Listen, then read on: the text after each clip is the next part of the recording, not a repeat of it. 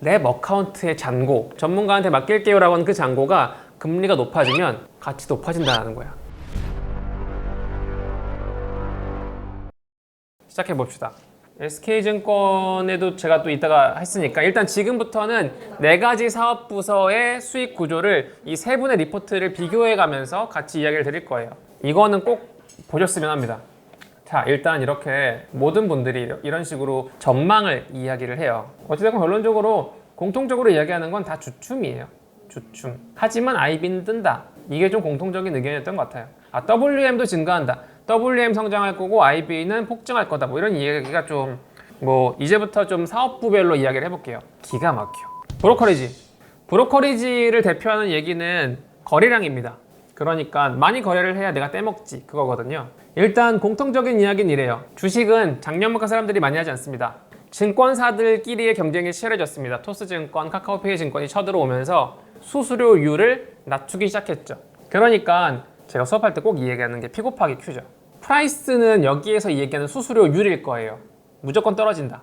그럼 퀀터티밖에 안 남죠. 퀀터티는 사람들이 많이 거래하느냐. 그런데 주식이 떨어지고 있어. 예전에는, 그러니까 작년에는 너도 나도 주식 전문가였잖아. 샀더니 40% 올랐대.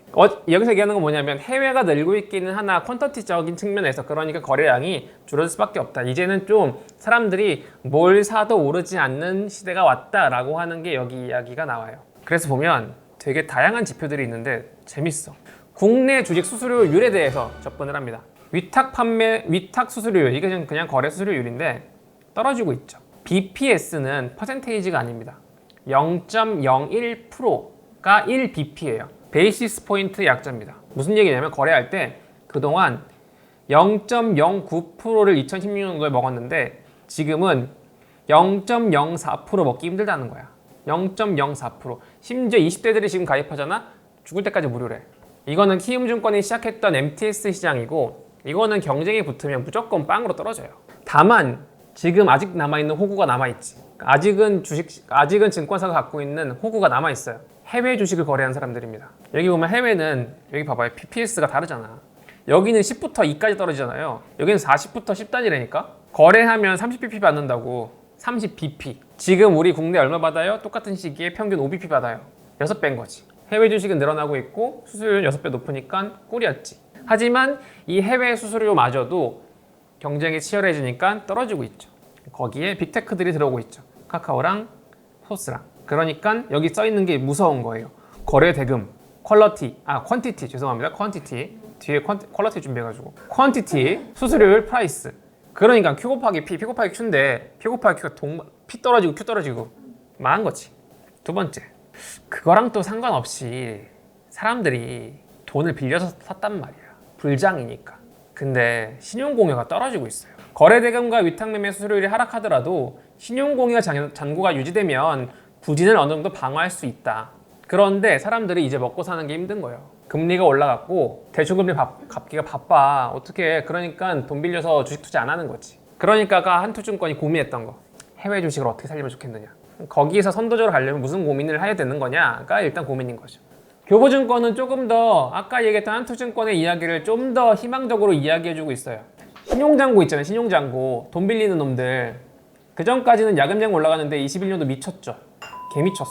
다들 너도 나도 빌려가지고 투자했다라는 거예요. 빌린 금액이 이만큼 는 거야. 이게 끝났다라는 거잖아요. 그런데 가계의 해외 주식 투자 잔액이 좀 늘고 있다라는 거지. 그러니까 이분이 말씀하시는 건 국내 주춤 사실. 근데 해외가 뜨잖아요. 그러니까 떨어지는 만큼 얘도 괜찮다. 그러니까 굳이 표현을 하자면 사업 다각화로 인해서 이 브로커리지, 위탁매매 부분이 그나마 좀 낫다. 그동안은 국내만으로 끝났는데 해외가 생겨났으니 괜찮지 않겠느냐 라는 이야기를 하고 있습니다. 여기 그렇게 써있죠.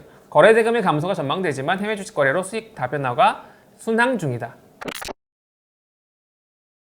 특히 지금 아까 얘기했던 PB를 준비하시는 분들이라면 지점 거래를 할 때에 지점을 지망할 때 이건 알고 있어야 한다는 거야. 그러니까 내가 PB를 지망한다?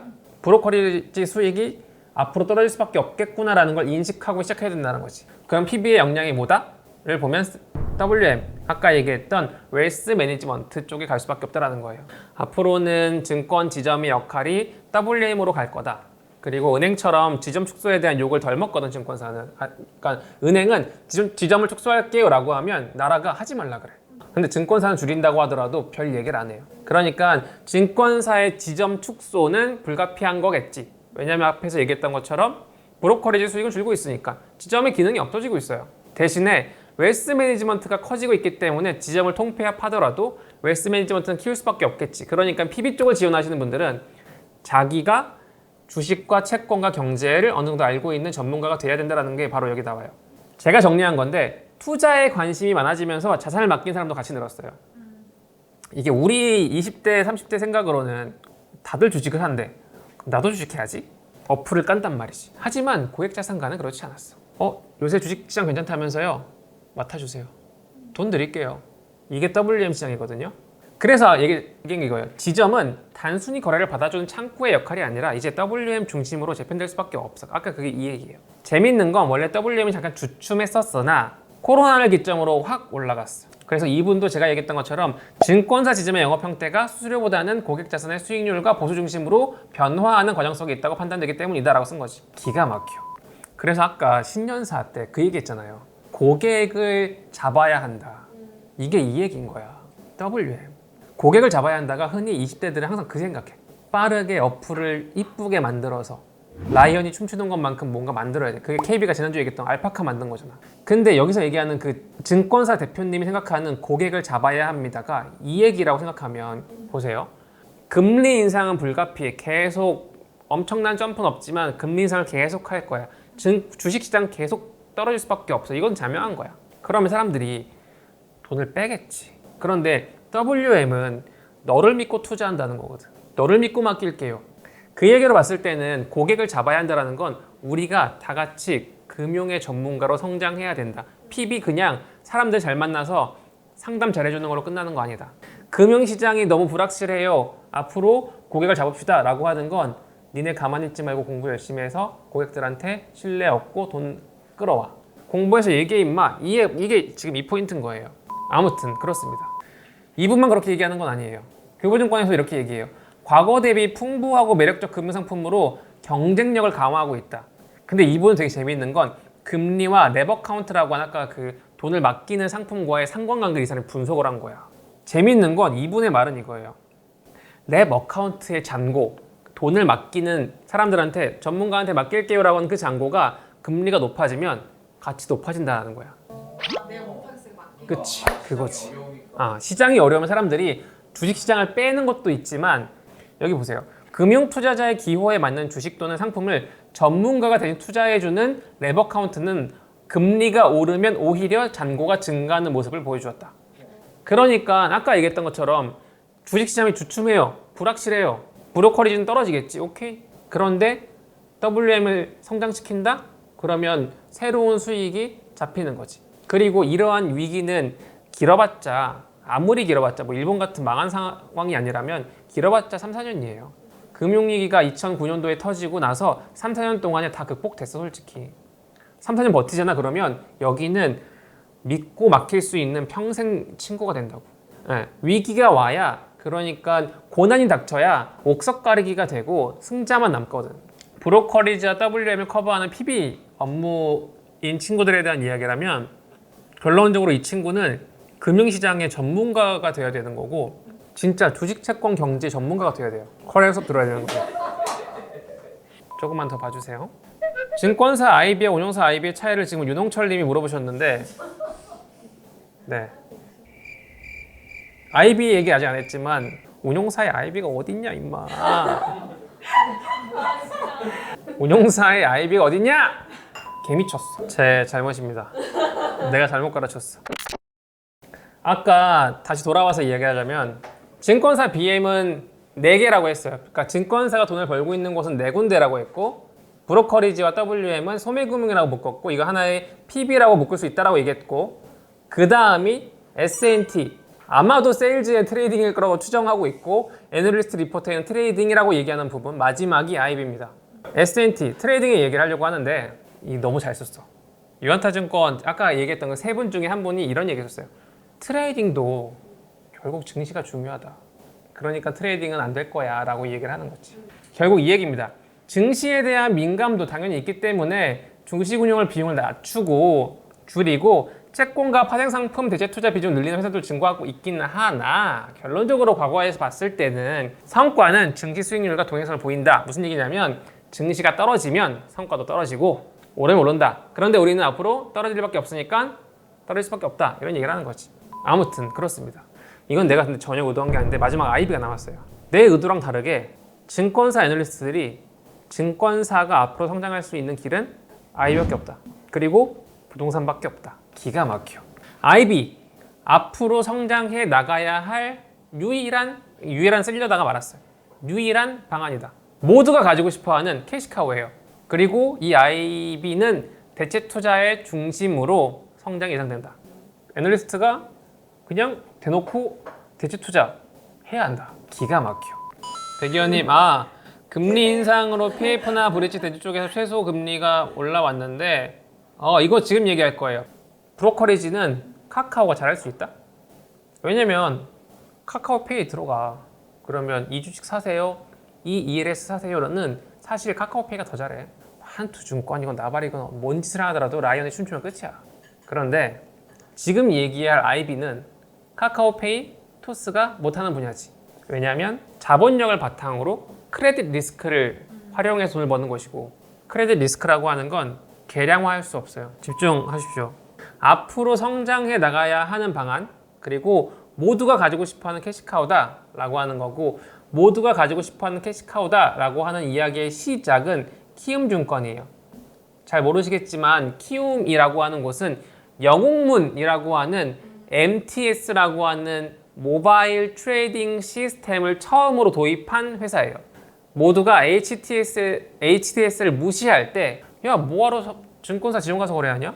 어플로 해, 컴퓨터로 해 라고 해서 IT로 치고 나갔던 회사. 하지만 키움이 이제 돈을 못 벌고 앞에서 얘기했던 그런 이슈로 돈을 못 벌고 그래서 최근에 키움이 강화하는 게 바로 IB다 라는 측면에서 이 IB는 모두가 가지고 싶어하는 캐시카우다라고 제가 정리를 한 거예요.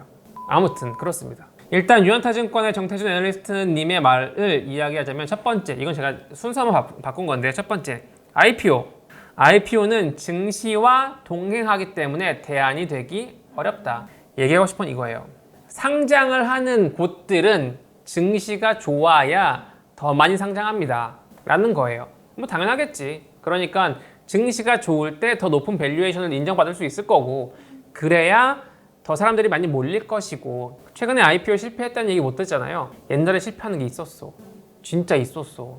지금은 어디가 상장해요 그러면 그 증권사 서버가 폭발하는 많이 이런 얘기가 나오지만 아무튼 그렇습니다. 곧 증시 부진의 대안이 될 수 없음을 의미한다. IPO는 돈을 많이 벌긴 하지만 증시와 동행할 수밖에 없기 때문에 앞으로 금리 인상으로 증시가 불안하다면 얘는 불확실할 수밖에 없다. 그래서 PF가 크게 성장할 수밖에 없다. 여기서 말하는 PF가 곧 부동산 대체 투자를 의미합니다. 그래서 이래저래 얘기가 있는데요. 결론적으로는 이렇습니다. 잘 나가는 곳이 PF를 많이 할 것이고요. IB 역량, PF 역량이 강한 곳들이 잘할 수밖에 없습니다. 라는 이야기를 합니다. 거기에 플러스 알파로 채무 보증에 대한 이야기가 나와 있는데 바로 뒤에 준비해놨으니까 아무튼 결론적으로 이분이 얘기하는 거 이렇습니다. 부동산 PF가 크게 성장할 수 있는 회사에 주목해야 한다. 한 가지 보여주고 싶은 건 뭐냐면 이거예요. 부동산 PF라고 하는 쪽에서 돈을 많이 번 건 사실이에요. 개 많이 벌었어. 그냥 많이 벌었다가 아니라 개 많이 벌었다는 게 사실인데 증권업에서의 순영업수익과 채무 보증을 통해서 돈을 벌어들였던 거라고 이해하시면 돼요. 그러니까 채무 보증은 부동산 PF에서 돈을 버는 한 가지 방식이야. 그건 뒤에 설명할 거야. 그냥 돈을 버는 방식 중에 하나구나 라고 하는 걸 봤을 때 보면 여기 보세요. 증권사가 실제로 번 돈과 채무 보증의 금액은 상관관계가 높다라는 거지. 여기서 얘기하고 싶은 건 뭐냐면 증권사가 채무 보증이라는 방식으로 돈을 많이 번다. 다른 분도 이렇게 얘기해요. 적극적인 영업활동을 통한 견조한 IB 실적을 전망합니다. 앞에 3개 WM 올라갈 거고 세일즈 앤 트레이딩 그냥 트레이딩이라고 여기서 표현했을 거고 브로커리지 주춤합니다. 그냥 IB는 견조한 IB 실적을 전망합니다. 여기서 이 얘기예요. 금리 상승과 주식시장의 둔화로 인해서 ECM, DCM 부분에서는 전년과 같은 수익 증가가 쉽지 않겠다. 그러니까 IPO 다음 ECM, DCM 탈락. M&A는 애시당초 논외야. 그럼 남은 건 결론적으로는 다시 한번 얘기하지만 부동산 PF를 포함한 구조화 금융 또는 대책 투자가 되겠다라는 얘기를 또 얘기해요. 보세요. 물론 부동산의 경우에는 주단시장의 가격 상승 둔화와 가능성 존재, 기타 등등을 해서 좋지는 않은 상황이다. 하지만 내가 쓴 거 아니야. 하지만 코로나 팬데믹 이후에 경기 회복에 따른 글로벌 부동산 가치 회복 및 상승에 따른 해외 투자 관련 부문의 성장이 클 것으로 예상되며, 그러니까 국내는 주춤할 수 있긴 하겠지. 근데 그동안 닫혀있던 해외 문이 열리잖아. 이 얘기입니다. 두 번째, 채무보증. 아까 얘기했던 채무보증이 되게 유의미한 지표인데 나라에서 계속 관리했거든요. 그게 바로 부동산 PF 관련 건전성 규제라고 하는 이름이에요. 그냥 채무보증 하지마 라고 관리하는 거야. 근데 결론적으로는 채무보증 말고도 돈 벌 거 많다? 라는 얘기예요. 채무보증 이외에도 주선이나 금융 자문 중심의 사업이 확대될 것으로 예상된다. 그러니까 이쪽 시장이 너무 좋으니까 굳이 채무 보증을 하지 않더라도 기회는 많아요. 그동안 전문성을 바탕으로 활용할 수 있는 주선과 금융 자문이 있을 겁니다. 라고 얘기를 하는 거고, 세 번째, 채무 보증 하지 말라고 하더라도 증권사들이 그동안 관리를 빡세게 했기 때문에 채무 보증 규모 및 자기 자본 대비 우발 채무 비중을 줄여왔다는 점에서도 긍정적이다. 무슨 얘기냐면 그동안 하도 욕을 바가지로 하고 강화를 해서 그것도 나름 관리해 왔어. 그러니까 앞으로도 돈 벌 거야. 플러스 그동안 채무 보증에 대한 관리를 빡세게 했기 때문에 충분히 확장하기도 용이해. 마지막, 증권사별로 꾸준한 IB 부문 인력을 강화하고 있다. 이게 내가 거짓말하는 게 아니라니까. 새끼들이 내가 얘기를